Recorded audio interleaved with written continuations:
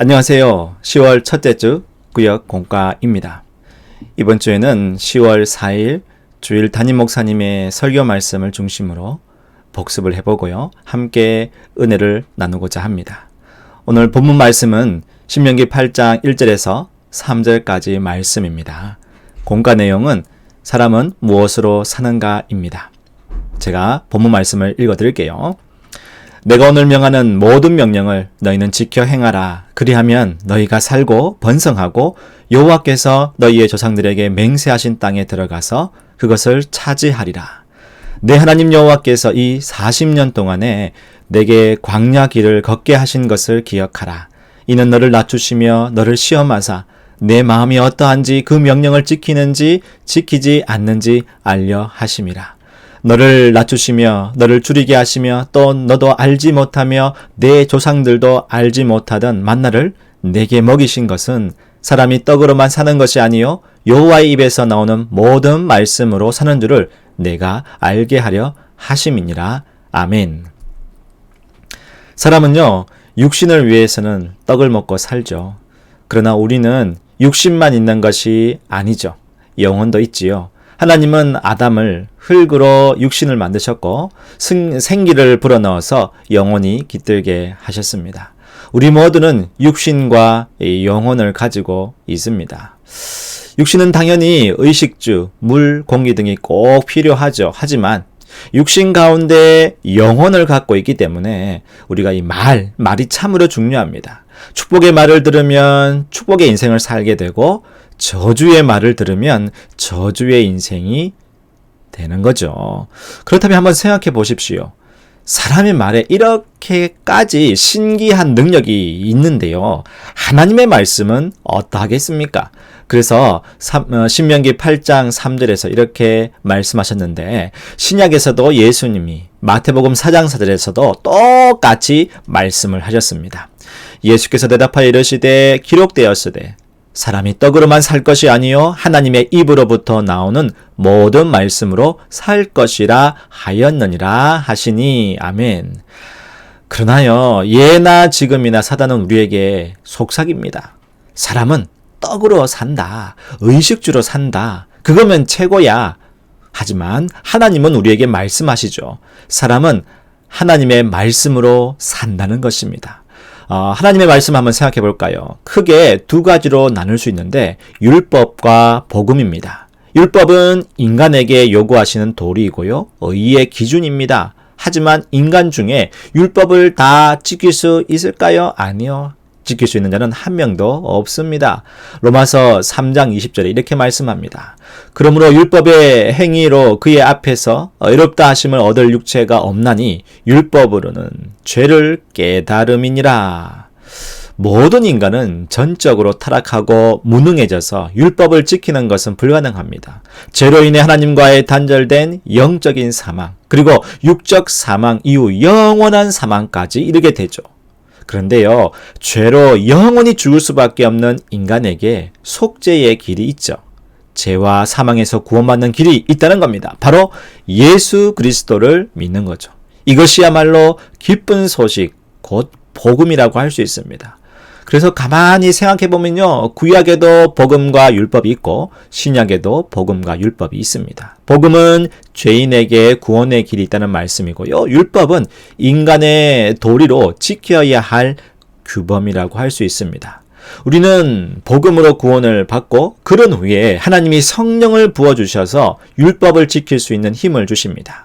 율법은 인생의 규범이므로 그것을 지키는 게 마땅하고 그럴 때 하나님의 약속하신 축복이 주어진다는 거죠.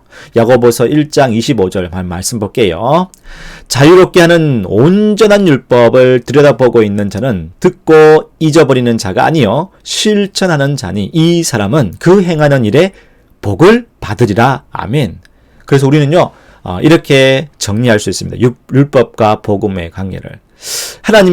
하나님께서 말씀을 통해 우리에게 기대하시는 것은 복음을 믿음으로 구원을 받고 율법에 순종함으로 축복을 누리는 겁니다.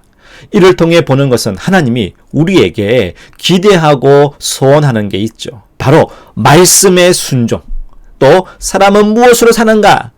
뭐예요? 말씀으로 산다는 것, 곧 말씀에 순종하며 사는 것을 의미합니다. 그리고 우리가 좀 더 생각할 것은요, 말씀으로 사는 자가 누릴 세 가지 축복이 있다는 겁니다. 평안과 건강과 형통입니다. 첫째로요, 한번 볼게요. 우리가 말씀으로 살면요, 평안한 축복, 평안의 축복을 누릴 수 있습니다. 시편 119편 165절 말씀인데요. 주의 법을 사랑하는 자에게는 큰 평안이 있으니 그들에게 장애물이 없으리로다. 아멘. 이렇게 평안을 말씀을 통하여 축복으로 누리게 됩니다. 두 번째로는요, 우리가 말씀으로 살면 건강의 축복을 누릴 수 있습니다. 출애굽기 15장 26절 말씀인데요.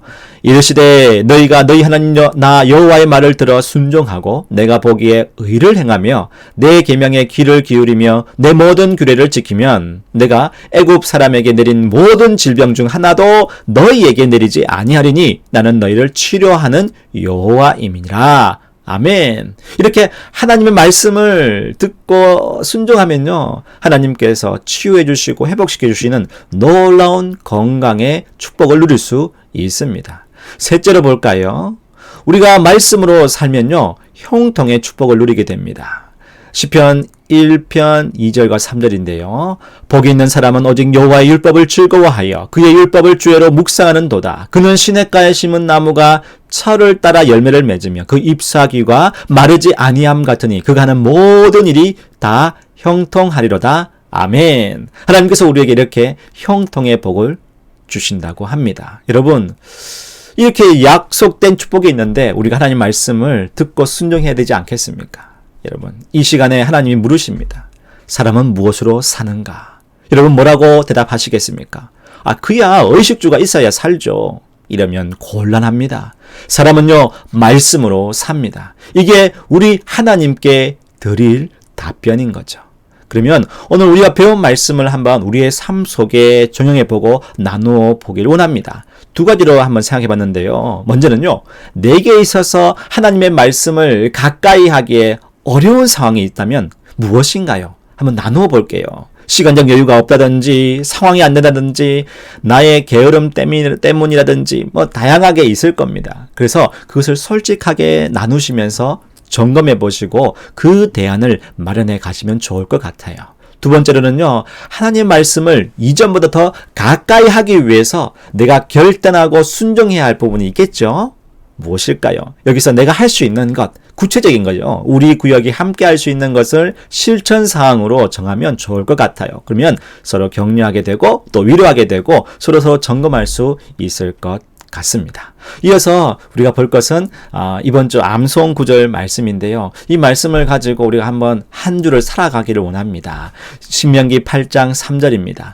너를 낮추시며 너를 줄이게 하시며 또 너도 알지 못하면 내 조상들도 알지 못하던 만나를 내게 먹이신 것은 사람이 떡으로만 사는 것이 아니요 여호와의 입에서 나오는 모든 말씀으로 사는 줄을 내가 알게 하려 하심이니라. 예. 사랑하는 구역 식구 여러분, 이전보다 더 하나님의 말씀을 가까이 하시기를 바랍니다. 듣고 읽고 묵상하고 쓰고 또 암송하고 특히 깨달은 대로 순종하시길 바랍니다. 그래서 어떤 상황에서도 오직 말씀대로 살아감으로 평안과 건강, 그 형통의 축복을 계속 누리시길 바랍니다. 감사합니다. 다음 시간에 또 만나 뵙겠습니다. 여러분 건강하게 한 주를 보내세요. 샬롬.